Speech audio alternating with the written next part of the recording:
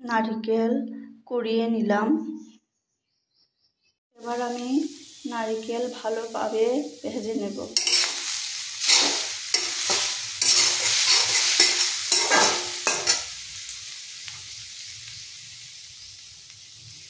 দিয়ে দিচ্ছি 2টা এলাচ।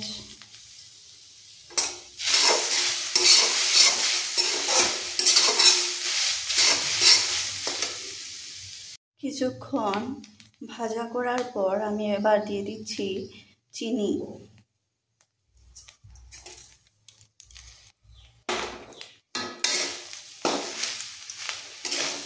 চিনি দিয়ে ভালো করে ভেজে নেব।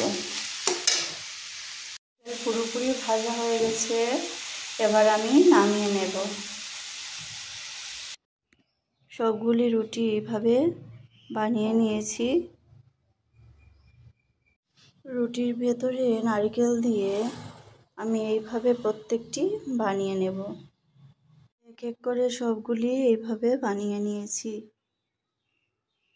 কড়াই বসিয়ে তেল দিয়ে দিয়েছি। এবার একটা একটা করে সবগুলো ভেজে নেব।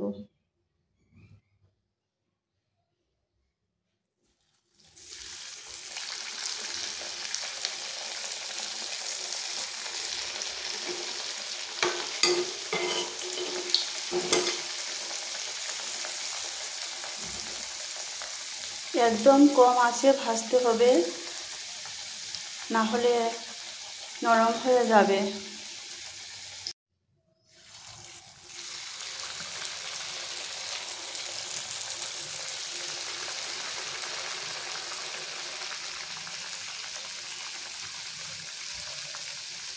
পুরি ভাজা হয়ে গেছে, এবার আমি নামিয়ে নিচ্ছি।